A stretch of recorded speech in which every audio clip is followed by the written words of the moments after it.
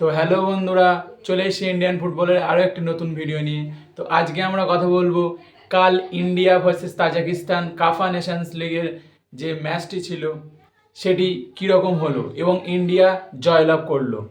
তো খালিদ জামিলের প্রথম ম্যাচ কিন্তু জয় দিয়ে শুরু হলো। তো আজকে আমরা কথা বলবো যে কাল যে ম্যাচটি আমরা দেখেছি এবং যে জিনিসটা এতদিন ধরে ইন্ডিয়ান ফুটবল টিমে মিসিং ছিল সেটি ছিল জেতার খিদে। কারণ কাল আমরা দেখেছি তাজিকিস্তান টিম আমাদের থেকে ball passing, shots on target, corner position এইগুলো থেকে অনেকটা এগিয়ে ছিল, কিন্তু ইন্ডিয়ান টিম যে দৃঢ় মানসিকতার পরিচয় দিয়েছে এবং এক একটা প্লেয়ার নিজেদের 110% দিয়ে খেলেছে সেটি কালকে ম্যাচ দেখলেই বুঝতে পারবেন। এবং যারা আমরা ম্যাচটা লাইভ দেখেছি তারা কিন্তু বুঝতে পেরেছি যে খালিদ জামিল ইন্ডিয়ান প্লেয়ারদের ইনজেক্ট করে দিয়েছে যে হার মানলে চলবে না, যে কোনো পরিস্থিতিতে হার মানলে চলবে না, লড়াই করে যেতে হবে।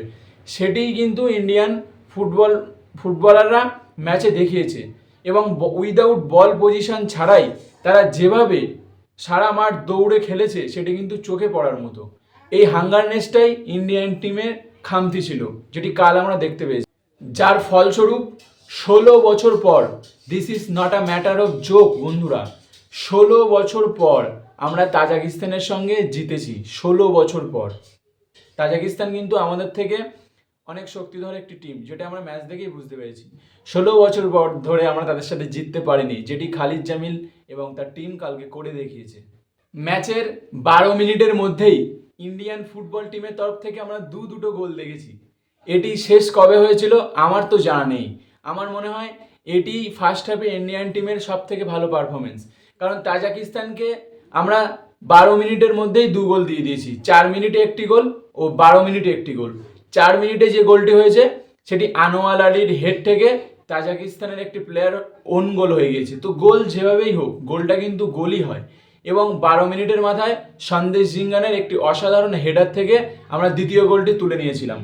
তো এটি দেখে কিন্তু আমরা ইন্ডিয়ান ফুটবল ফ্যানরা খুব খুব হোপ পেয়েছি, যাতে ভবিষ্যতেও আমরা ম্যাচ দেখার জন্য অধীর আগ্রহে বসে থাকবো। কারণ প্রত্যেকবার আমরা ইন্ডিয়ান ফুটবল টিমের ম্যাচ দেখি এবং ফার্স্ট্রেটেড হয়ে টিভি অফ করে, কেউ যারা মোবাইল লাগে মোবাইল অফ করে ভাবি আর দেখবো না, কি দেখবো, এই টিম প্রত্যেকবার হারে। কিন্তু কাল যেভাবে খালিদ জামিল তার প্রথম ম্যাচে এই কামালটি করে দেখি 2-1 গোলে তাজিকিস্তানকে হারিয়ে দিয়েছে, এটির ফলে প্লেয়াররা তো মানসিক দিক থেকে বুস্ট আপ হবেই এবং ফ্যান্সরাও কিন্তু এঙ্গেজমেন্ট হবে এবং আরও বেশি সংখ্যক ফ্যান এই জিতের খবর শুনে খেলা দেখবে। আর আজকের ম্যাচের একজন হিরো সম্পর্কে আমরা যদি বলি তাহলে গুরপ্রীত সিং সান্ধুর নাম তো করতেই হবে। কারণ বিশাল কাইদ আসার পর আমরা ভেবেছিলাম যে গুরপ্রীত সিং সান্ধুর ইন্টারন্যাশনাল কেরিয়ার কিন্তু শেষ হয়ে গিয়েছে এবং যে কারণে বিশাল কাইদ যখন টিমে ঢুকলো তখন কিন্তু গুরপ্রীত সিং সান্ধু চান্স পাওয়া বন্ধ হয়ে গিয়েছিল। কিন্তু বিশাল কাইদ মোহনবাগানে খেলায় এবং মোহনবাগান প্লেয়ার না ছাড়ায়, যার ফলে বিশাল কাইদ কিন্তু ন্যাশনাল টিমে যেতে পারেনি এবং গুরপ্রীত সিং সান্ধুর হাতে সেই সুযোগটা আবার চলে আসে কিছু করে দেখানোর, এবং সেটি কিন্তু গুরপ্রীত সিং সান্ধু হাত থেকে চলে যেতে দেয়নি।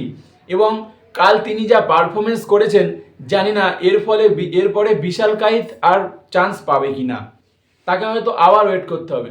কারণ কাল গুরপ্রীত সিং সান্ধু একটি পেনাল্টি বাঁচিয়েছে, যেটির ফলে কিন্তু আমরা আজ এত খুশি এবং এই নিয়ে কথা বলতে পারছি খুব হ্যাপিলি। কারণ গুরপ্রীত সিং সান্ধু পেনাল্টি সেভ ও সারা ম্যাচে যেভাবে পারফরমেন্স করেছে, আমরা সেই ভিনটেজ গুরপ্রীত সিং সান্ধু যে টপ পারফরমেন্স করতে এক সময়, সেই পারফরমেন্সটা কিন্তু কাল আমরা ম্যাচে তার তরফ থেকে দেখতে পেয়েছি।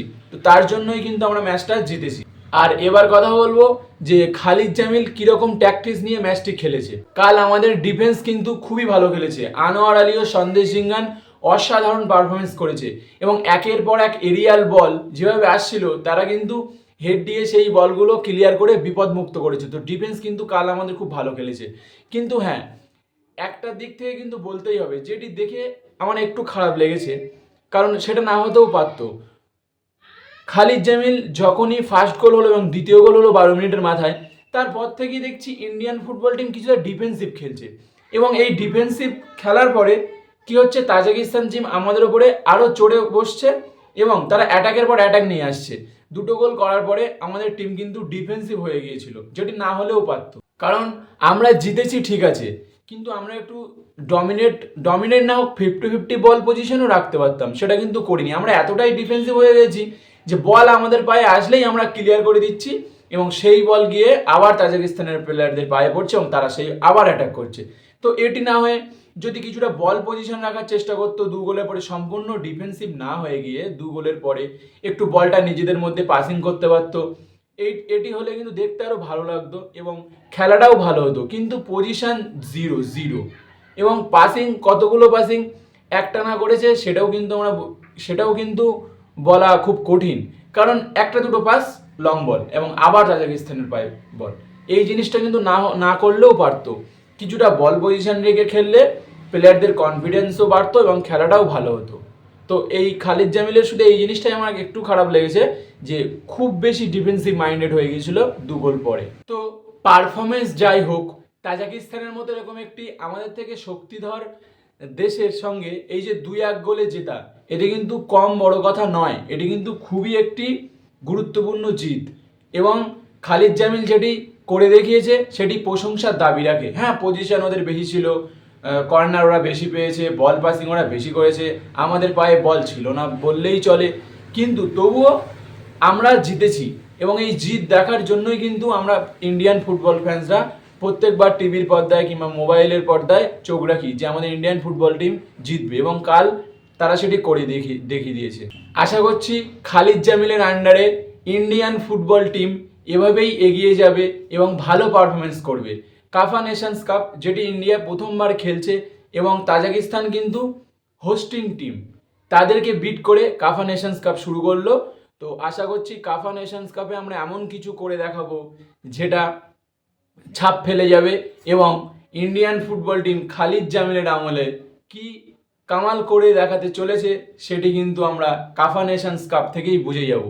কাল কিন্তু তাজিকিস্তানের নিজেদের ঘরের মাঠে খেলা ছিল এবং সেখানে প্রচুর ফ্যান এসেছিল এবং তাজিকিস্তানের কিন্তু বলা যায় প্রতি 10 জনের একজন ফুটবল ফ্যান্স। সেটি আমরা গ্যালারিতে চিৎকার শুনেই বুঝতে পারছিলাম। তারা যেভাবে প্রত্যেকবার ক্লাব করে মানে হাততালি দিয়ে এবং চিল্লে যেভাবে টিমকে সাপোর্ট করছিল ও ভারতীয় ফুটবলারদের যেভাবে তারা প্রেশারাইজ করছিল, সেটা কিন্তু আমরা যারা লাইভ খেলা দেখছিলাম সেটি বুঝতে পেরেছি এবং প্রচুর সংখ্যক ফ্যান এসেছিল।